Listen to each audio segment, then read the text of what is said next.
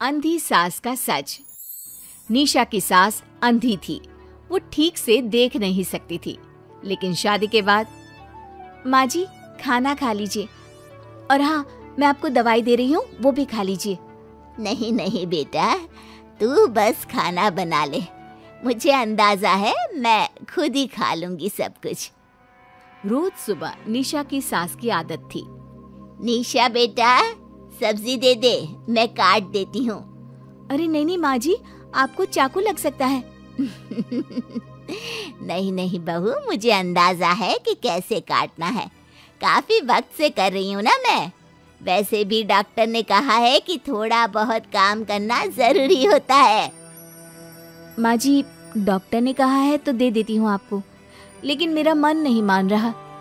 अरे बहू, काम नहीं करूँगी तो कैसे चलेगा, बिल्कुल ही अपाहिज हो जाऊंगी। निशा सास को वो जो काम बोलती वो करने दे देती है। एक दिन निशा की सहेली का फोन आता है। सास सुन रही होती है कि वो किसी से बात कर रही है। क्या हो गया रमा, हमेशा परेशान से ही क्यों रहती हो? आ जाओ ना कभी मेरे घर पर। अरे नहीं रे, तुझे परेशान नहीं करना चाहती हूँ। मैं जानती हूँ तेरी सास अंधी है। अरे कैसे मैनेज करती होगी तू अकेले? मेरे घर में मेरी सास कोई काम नहीं करती। मैंने तो इनको साफ कह दिया है कि काम करेंगी तो ठीक है, नहीं तो इन्हें वृद्धाश्रम छोड़ आऊंगी। निशा की सास सहेली की बात सुनकर डर जाती है। वो बिना निशा का जवाब सुने वहां से चली जाती है। सास के जाने के बाद निशा कहती है, अरे नहीं नहीं, मेरी सास तो पूरा काम करती है। वो सब्जी काट देती है तो मैं छोंक देती हूँ, वो आटा गूंथ देती है तो मैं रोटी बना देती हूँ। अरे माँ जी तो झाड़ू भी इतना अच्छा लगाती है कि किसी को लगे ही नहीं कि किसी अंधे इंसान ने झाड़ू लगाया होगा। तू तो किस्मत वाली है। अरे मेरी सास के तो सारे अंग ठीक होने के बाद भी मगरमच्छ की तरह पसरी रहती है, सारा दिन सारी रात। अरे पता नहीं बुढ़िया को इतनी नींद आती भी कैसे है। खैर, वक्त बीतता है और एक दिन निशा मोहल्ले में पति के साथ जा रही होती है कि सास की सहेली मिल जाती है। अरे आंटी कैसी हैं आप? कहाँ जा रही हैं? तुम लोगों के घर ही जा रही हूँ बेटा, तेरी माँ ने बुलाया है, कह रही थी बहुत जरूरी काम है। वैसे तुम लोग कहाँ जा रहे हो? हम मेरे मायके जा रहे हैं। अच्छा, आप मम्मी जी के पास रहेंगी तो हम लोगों को कोई चिंता भी नहीं होगी। बेटा बहू चले जाते हैं। सहेली निशा के घर में जैसे ही घुसती है, उसकी सास कहती है, आ गई रीना, जब से अंधी हो गई हूँ तू तो आती ही नहीं घर। अरे क्या बताऊं सीमा, तेरा तो मुझे कुछ समझ में ही नहीं आया। अरे जैसे ही बेटी की शादी हुई उधर तू अंधी हो गई, कैसे? मतलब समझ में नहीं आया।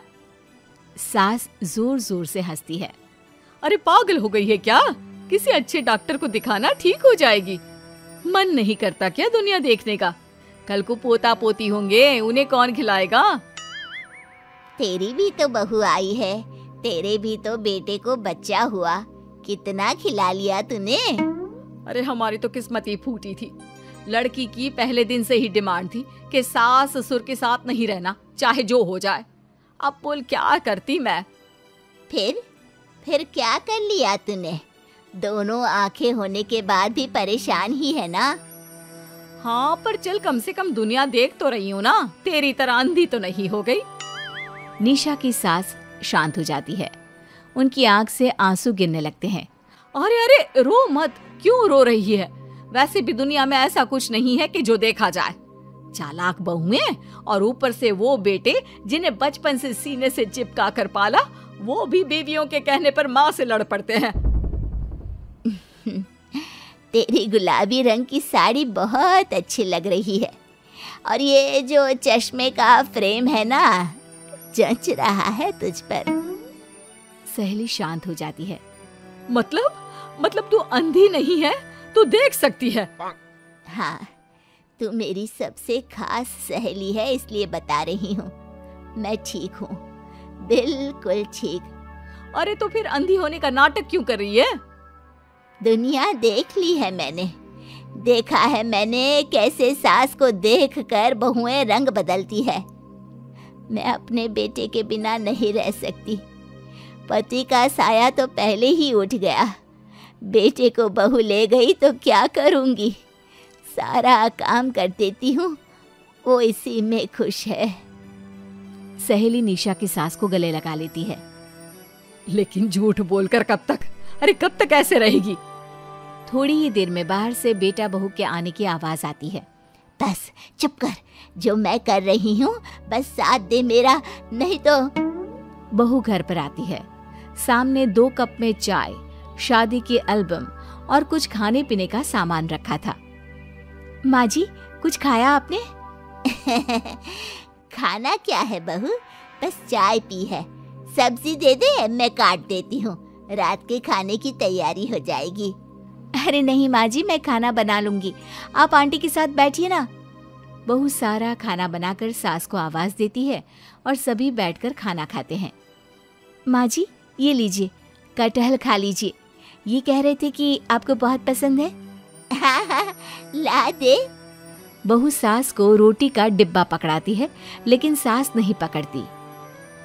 वो कटहल देना बहू। बहू जल्दी से सास को कटहल दे देती है।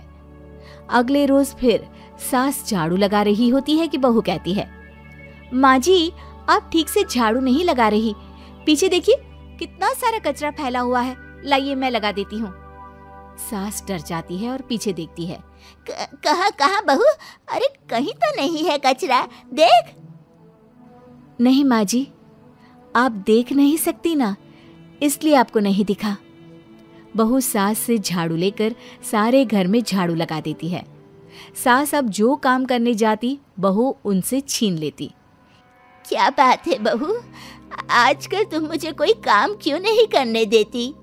माँ जी, काम ही क्या है, हम 3 लोगों के लिए खाना और 2 कमरे की घर की सफाई, ये तो मैं आसानी से कर सकती हूँ। सास को समझ में नहीं आता कि आखिर बहू ऐसा क्यों बोल रही है। वो कुछ दिनों तक सब देखती है और फिर एक दिन बहू की सहेली आती है। अरे रमा, क्या बात है, कैसे आना हुआ? बैठ, मैं चाय लाती हूँ।